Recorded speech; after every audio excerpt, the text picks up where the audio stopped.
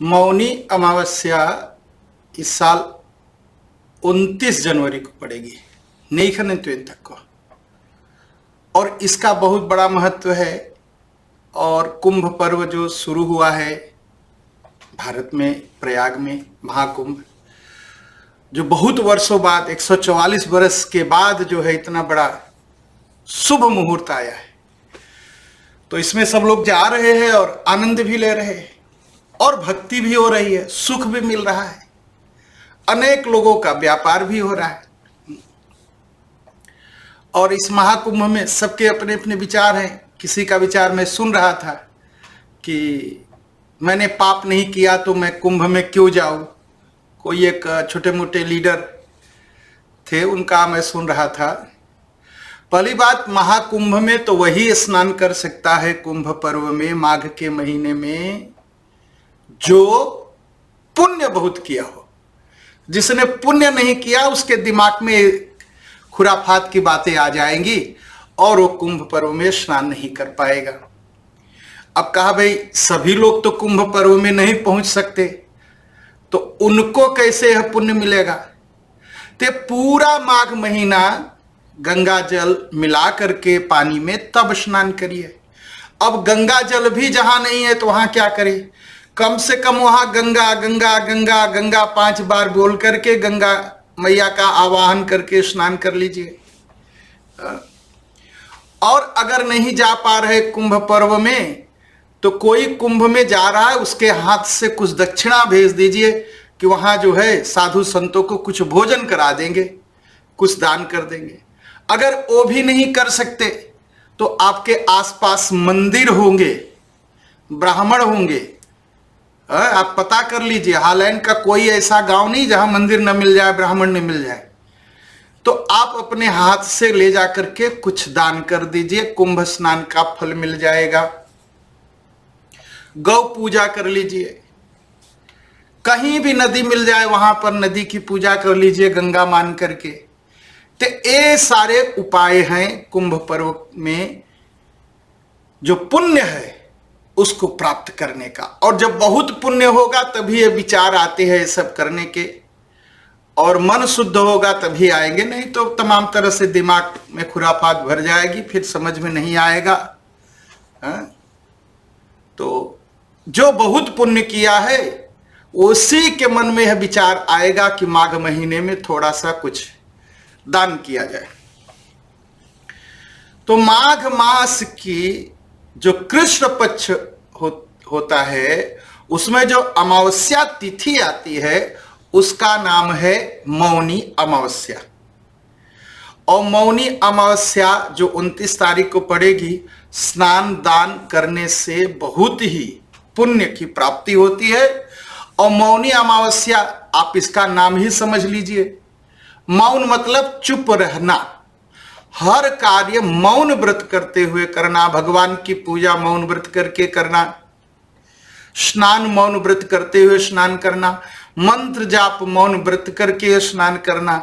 जितना हो सके तो पूरी तिथि में आप जो है मौन व्रत रहिए और भगवान का नाम जो है मन ही मन स्मरण करिए, नाम लीजिए और मनन करिए कि यह जीवन ऐसे ही बीत जाएगा। यह जीवन क्या खाने पीने मौज करने के लिए है। लोग सोचते हैं मैं मौज कर रहा हूं, ऐसा नहीं है। मौत की तरफ जा रहे हैं अगर मौज करने के चक्कर में फंसेंगे तो। और अगर मौन व्रत करेंगे, भगवान की आराधना करेंगे तो जीवन की प्राप्ति होगी, शुद्ध जीवन की प्राप्ति होगी और शुद्ध ईश्वर मिलेंगे। नहीं तो भूत प्रेतों में फंस करके जीवन बर्बाद कर लेंगे। तो मौनी अमावस्या के दिन करना क्या चाहिए। मौनी अमावस्या के दिन मौन होकर के व्रत करना चाहिए, मौन होकर के जप करना चाहिए, मौन होकर के पूजन करना चाहिए, मौन होकर के जो है स्नान करना चाहिए, मौन रह करके भोजन करना चाहिए और दिन भर हो सके तो दिन भर मौन रहना चाहिए। तो माघ मास में पड़ने वाली अमावस्या को मौनी अमावस्या कहा जाता है, जो कि सनातन धर्म हिंदुत्व में बहुत ही विशेष महत्व रखता है। हर महीना अमावस्या आती है, 12 महीनों में 12 अमावस्या आती है, और यह अमावस्या पितरों को बड़ा सुख देती है। इस दिन पितृ के निमित्त दान करना चाहिए, और जिसको ग्रह हो, पितृ नाराज हो, पितृदोष लगा हो, वो इस दिन पीपल के पेड़ के पास जाए, मौनी अमावस्या के दिन परिक्रमा करे, वहां दीपक जलाए और मौन रह करके वहां भगवान वासुदेव से प्रार्थना करे कि भगवान हमारे ग्रह को समाप्त करिए, हमारे पितृ को शांत करिए। ऐसा करना चाहिए। और उस दिन अगर संभव हो सके तो कहीं समुद्र में नहाइए, नदी में नहाइए, गंगा में स्नान करिए। अगर नहीं हो सकता है तो घर पर ही पानी में गंगा जल मिला करके गंगा गंगा कहते हुए स्नान करिए। यह मौनी अमावस्या 29 तारीख को है, 29 जनवरी को। तो बहुत ही अच्छा दिन है मौनी अमावस्या का। आप इस मौनी अमावस्या पर स्नान करिए, ध्यान करिए, जप करिए, पूजन करिए, और मौन रह करके करना चाहिए हर कार्य।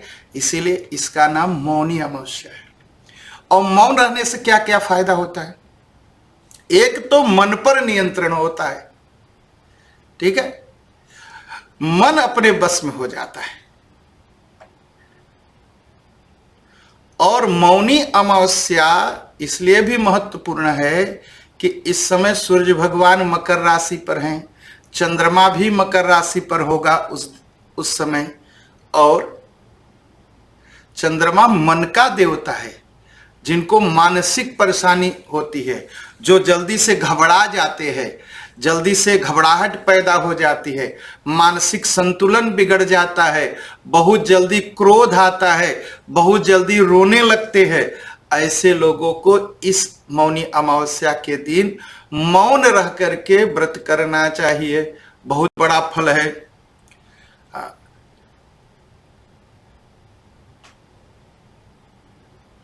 और मौन रहने से मन बस में होगा, मन एकाग्र होगा। और दूसरी बात, वाणी शुद्ध होगी। जो जबान है ना, वाणी है ना, ये शुद्ध हो जाएगी। इस दिन मौन रहने से वाणी की शुद्धता प्राप्त होती है, समाज में प्रतिष्ठा बढ़ती है। हम बहुत बोलते हैं और अनाप शनाप बहुत बोलते हैं। जितना दिन भर हम बात करते हैं, अगर उसको हम लिख ले हम लोग और फिर से पढ़े तो लगेगा कि हम आप पागल हैं, क्यों इतना बोलते हैं बेकार का। तो इस दिन मौन रहना चाहिए, और मौन रहने से मोक्ष की प्राप्ति होती है। तो करना क्या चाहिए मौनी अमावस्या के दिन?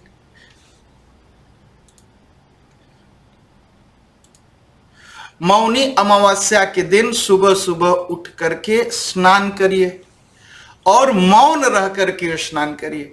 कुछ लोग बाथरूम सिंगर होते हैं ना, नहाते समय खूब गाते हैं, एकदम बंद कर दीजिए। उस दिन मत गाइए, चुपचाप भगवान का ध्यान करते हुए, मां गंगा का ध्यान करते हुए स्नान करिए। और स्नान करने के लिए मैं कहा, अगर समुद्र, नदी और गंगा नहीं मिल सकती तो घर ही पर गंगा जल मिला करके या गंगा गंगा कहते हुए स्नान कर लीजिए। स्नान करने के बाद मौन व्रत का संकल्प लीजिए कि आज दिन भर मैं मौन रहूंगा। मौन व्रत का संकल्प लेने के बाद कुछ भी न बोले, नहीं तो व्रत खंडित होगा। फिर मौनी अमावस्या के दिन पूरा अमावस्या तिथि में भगवान का नाम जपिए। अगर मौन नहीं भी रह सकते किसी कारणवश, तो जितना समय मिले राम राम राम राम राम राम राम राम राम राम राम राम मन के अंदर कहिए, मन के अंदर कहिए, और उससे बड़ा ही भला होगा आपका, परम कल्याण हो जाएगा आपका। तो यह मौनी अमावस्या 29 जनवरी को है और बहुत बड़ा स्नान है। हो सके तो मंदिर जाकर के ध्यान करिए, आधे घंटे बैठ करके चुपचाप माला लेकर के मौन ध्यान करिए, मौन जप करिए भगवान का। तो भगवान आप सबका भला करेंगे। और आज तो मकर संक्रांति है, और मकर संक्रांति आज हम लोग हनुमान चालीसा का पाठ कर रहे हैं यहाँ पर, और हमारा आपका मंगल तो होगा ही होगा। जय दक्षेश्वर धाम की, जय दक्षेश्वर धाम की। हनुमान चालीसा।